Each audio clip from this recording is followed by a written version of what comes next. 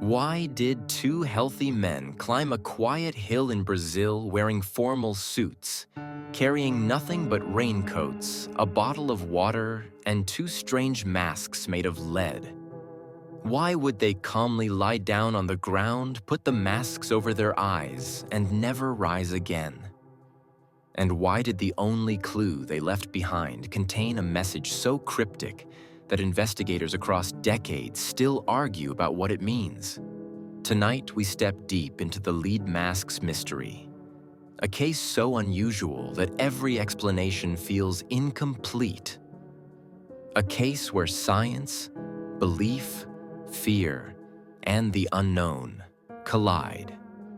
As we go through every detail, ask yourself, what would make you climb a mountain to face something you believed was coming?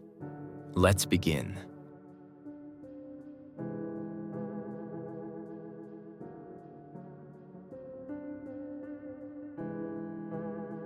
In August 1966, on a hill known as Morro do Vintém near Niterói, Brazil, two men were found lying side by side. No struggle, no signs of harm. Just two bodies and two metal masks placed over their eyes like protective goggles. The discovery baffled locals, shocked investigators, and eventually turned into one of the most puzzling unsolved mysteries in South America.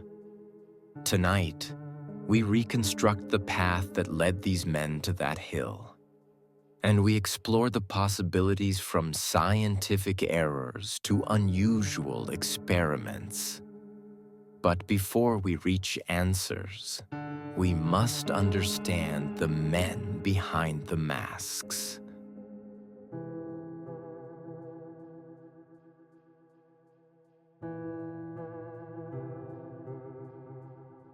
The two men were Manuel Pereira da Cruz and Miguel José Viana, technicians who worked with electronic equipment. They lived simple lives, seemed calm, responsible, and respected by their community. But beneath the surface, they had an interest that would eventually lead them to one of the strangest endings imaginable. They were fascinated by energy experiments, scientific spiritual practices, and unusual forms of communication. Some said they wanted to make contact with phenomena beyond the physical world. Others believed they were experimenting with radio waves and energy fields. But what exactly pushed them to take such a risky step? What did they believe they were going to encounter on that hill? And why did they think they needed masks made of lead?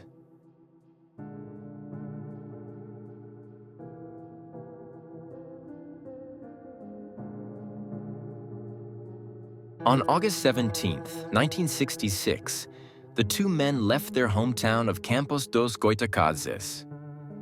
They told their families they were going to buy materials for work. Nothing suspicious, nothing unusual. Except for one thing. They brought with them a large amount of cash and a notebook.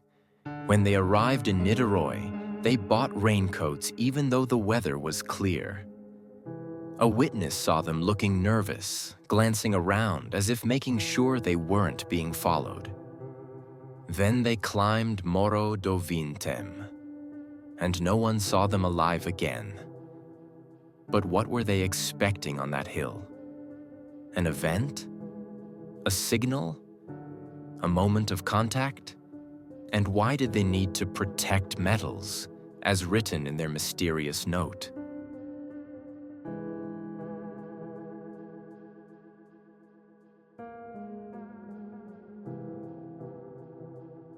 Two days later, a local boy noticed something unusual on the hillside. Authorities came, and what they found baffled everyone. The men were lying peacefully, their raincoats neatly arranged, their clothes untouched. And on their faces, two lead masks carefully crafted, shaped like goggles, protecting only the eyes. Nearby, a bottle of water, a package of wet towels, and a note with a message that changed everything.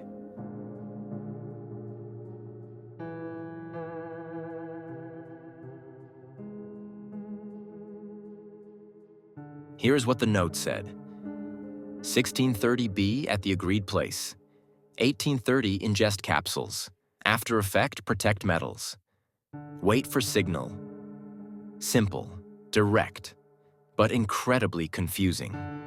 What capsules? What metals? What signal?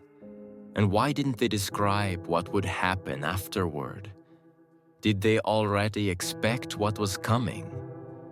Or did they believe they were safe?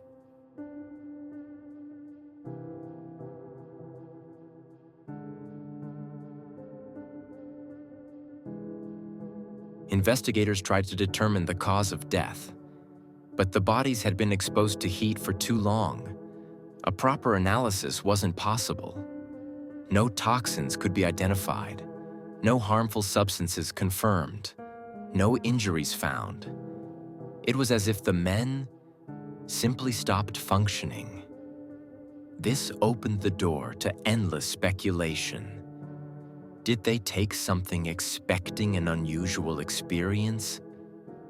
Did they believe they were preparing for something extraordinary? Or did they misunderstand the risks?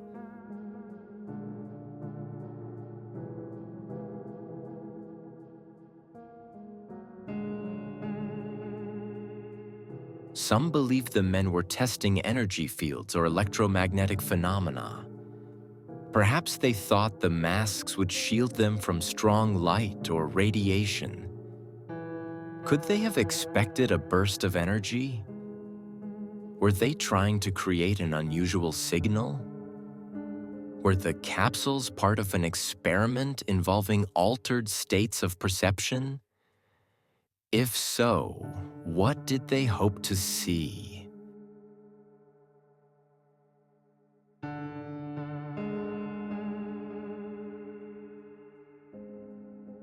Others believed the men belonged to a small group that mixed science with spiritual ideas. They believed energy, thought, and frequency could make contact with invisible forces. Not dangerous forces, just unknown.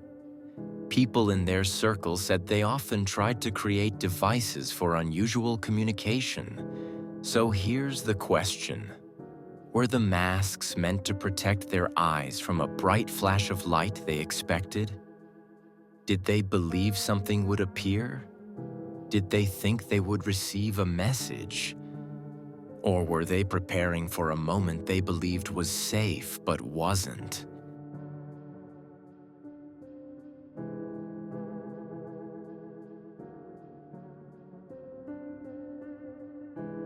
The note mentioned, wait for signal. But what signal? A sound? A light? A moment of contact? Or was it something inside their minds? Imagine standing on a hill, believing that at a certain time, something extraordinary will happen. What would you feel? Hope? Fear? Excitement? Or a mixture of everything? Whatever they expected, it never came. Or maybe it did, but not in the way they imagined.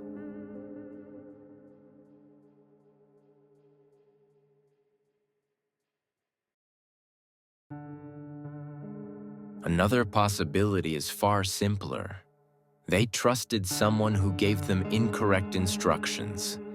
Maybe the capsules were harmless or maybe not. Maybe the timing was wrong. Maybe the environment was dangerous. Or maybe they were alone, following instructions that were never meant to be used unsupervised. But again, why the masks? Why the secrecy? Why the complete lack of struggle? And why climb a hill instead of using a safer place?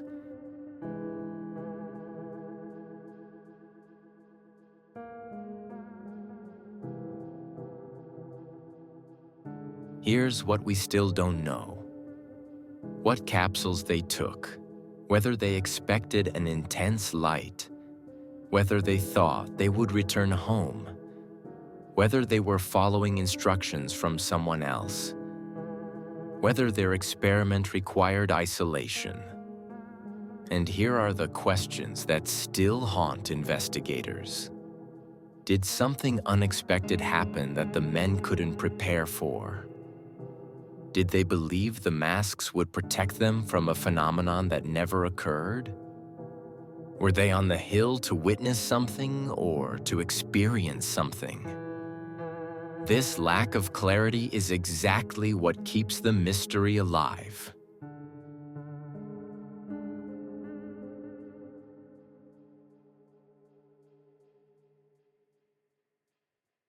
Decades have passed, and still the case remains unsolved.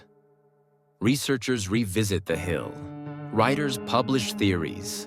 Some talk about energy experiments. Others talk about misunderstood scientific procedures. But the truth is simple. Two men climbed a hill with absolute confidence that they were ready for what was coming. They prepared their equipment, wore protective gear, followed their instructions, and waited for something that may have never happened.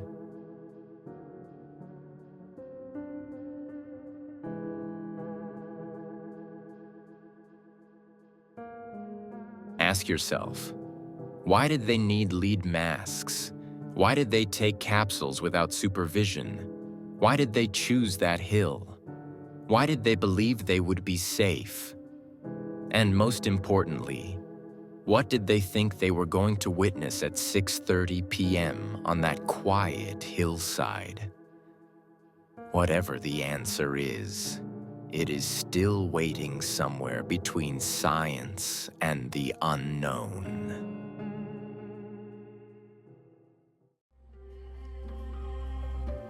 Thank you for joining me on this deep journey into one of Brazil's most unusual mysteries. If you enjoyed exploring this strange and fascinating case, make sure to like this video, subscribe, and turn on notifications so you never miss another story like this one. And now I want to hear from you. What do you think happened on that hill? Leave your theory in the comments. I'll be reading every single one. Until next time, stay curious